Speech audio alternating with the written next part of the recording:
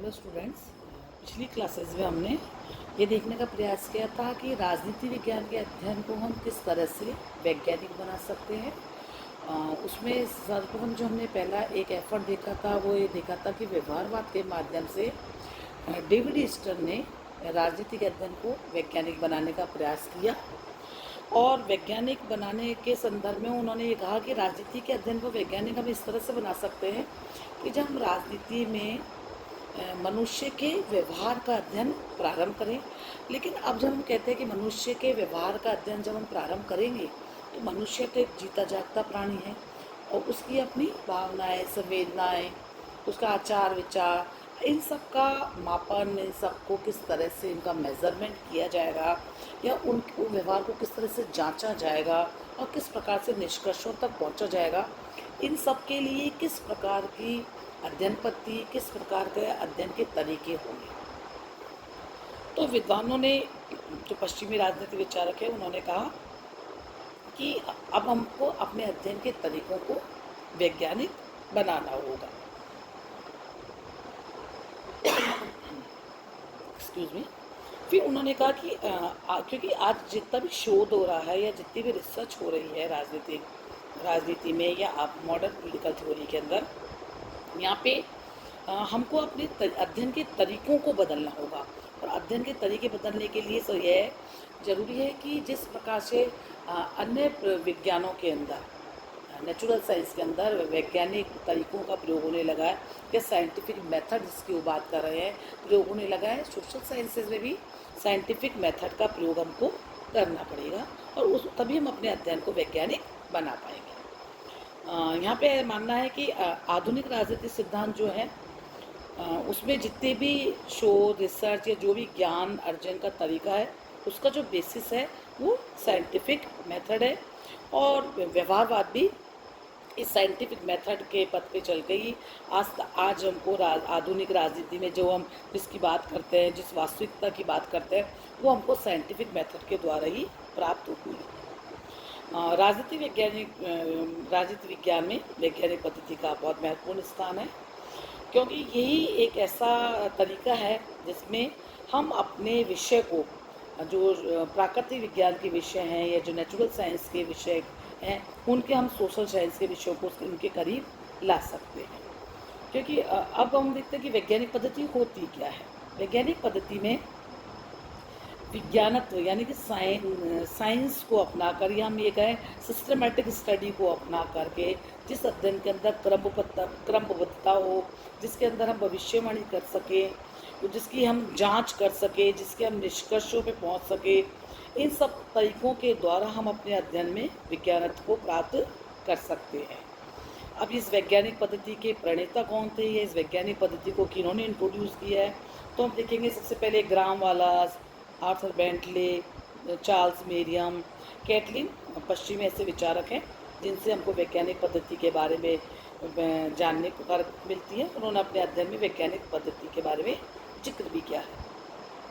लेकिन political science में अगर हम देखें तो बिल्कुल कन्फर्म रूप के अंदर आर्नोल्ड ब्रेक्ट ऐसे विचारक हैं जिन्होंने राजनीति विज्ञान में वैज्ञानिक पद्धति के बारे में हमारा सबका ध्यान आकृष्ट किया।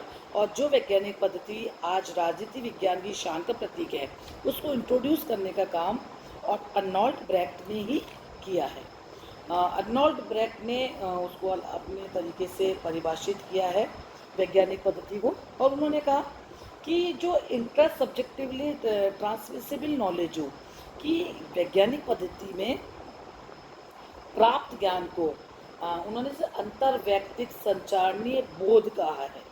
कि वो कहता है कि ऐसा ज्ञान जो उनके दो गुण होते हैं जो आपस में एक व्यक्ति से दूसरे व्यक्ति में ट्रांसमिट किया जा सके या जिसको एक दूसरे तक पहुंचाया जा सके। तो कहते हैं ऐसा जो ज्ञान होगा वो दो प्रकार का होगा, जिसमें पहला ये व्यक्ति और व्यक्ति के मध्य होगा, है ना, जब उसको ट्रांसमिट हुए एक से दूसरे व्यक्ति के पास चला जाएगा। और दूसरा, उसे एक व्यक्ति के द्वारा दूसरे व्यक्तियों को बताया जा सकेगा। और ये कब होगा? ये ऐसा तभी हो पाएगा जब ज्ञान की प्राप्ति करने के लिए हम वैज्ञानिक पद्धति का या वैज्ञानिक तरीकों का प्रयोग करेंगे। सामान्य शब्दों में हम ये भी कह सकते हैं कि वैज्ञानिक पद्धति एक ऐसा प्रोसेस है जिसमें किसी वस्तु या घटना को जैसी है या जैसी वह दिख रही है उसमें उतना ही जाना जाता है, ना कम ना ज़्यादा। तो हम ये कह सकते हैं कि वैज्ञानिक पद्धति सिद्धांत निर्माण की एक ऐसी टेक्निक है जिसका लक्ष्य डेटास के कलेक्शन यानी कि आंकड़ों के संग्रह और उनमें कोरिलेशन स्थापित करने में जो हम जिन टेक्निक्स का यूज़ करेंगे वो साइंटिफिक मेथड है। राजनीतिक विज्ञान में देखें कि वैज्ञानिक पद्धति में एक का प्रयोग लुंडबर्ग के द्वारा भी किया गया है और इसके लिए उन्होंने 4 तरीके बताए हैं। पहला स्टेप उन्होंने ये बताया है लुंडबर्ग ने कि वैज्ञानिक पद्धति में सर्वप्रथम सबसे पहले एक कार्यकारी उपकल्पनाओं का निर्माण किया जाता है। मोटे मोटे रूप में कुछ विचार या कोई एक ऐसी कल्पना दिमाग में कर ली जाती है कि जिसपे शोध करना है, जिसका अध्ययन हमको करना है। दूसरा स्टेप वो कह रहे हैं कि अब हमने जो उपकल्पना अपने दिमाग में बना ली है, जो अभी वर्किंग प्रोसेस में है, उसके बारे में अब हमको डेटा यानी कि विषय सामग्री इकट्ठी करनी है। विषय सामग्री जब हम इकट्ठी कर लेंगे तो अब हम उसका निरीक्षण भी करेंगे, है ना। ऑब्जर्वेशन सामग्री इकट्ठी कब होगी, जब चीज़ों को ऑब्जर्व कर देंगे और ये ऑब्जर्व हमारा किस तरह का होगा, बहुत साइंटिफिक होगा। अब हम यहाँ पे उनका आलेखन भी करेंगे, उनकी रिकॉर्डिंग भी करनी पड़ेगी, उनको देखना पड़ेगा, उनको क्रमबद्ध रूप में जमाना पड़ेगा। ये हो गया उनका दूसरा स्टेप जो लुंडबर्ग वैज्ञानिक पद्धति का बता रहे हैं। आगे वो कह रहे हैं तीसरे स्टेप के बारे में कि अब हमने यहाँ पे इस लेवल पे जो भी डेटा या जो भी सामग्री विषय सामग्री इकट्ठी कर ली है या जो भी जानकारी इकट्ठी कर ली है, अब तीसरे चरण में हम उनका क्लासिफिकेशन करेंगे, उनको अलग अलग भागों में बांटेंगे ताकि अध्ययन में हमको आसानी हो सके। चौथी और अंतिम बात यहाँ पे लुंडबर्ग कह रहे हैं, जिसको वो कह रहे हैं जनरलाइजेशन यानी कि सामान्यीकरण, कि अब जब हम इतने सारे चरणों के बाद जो हमारे पास अब जो ज्ञान मिलेगा वो जनरलाइज्ड फॉर्म में, सामान्यीकरण में एक सिद्धांत होगा। यह वैज्ञानिक पद्धति के द्वारा हम पहले चरण से जब चलते हुए आ रहे हैं तो अंतिम रूप में जो हमको ठोस जो मिल रहा है ये एक वैज्ञानिक ज्ञान है जिसको हम सिद्धांत के रूप में परिभाषित कर सकते हैं। Thank you.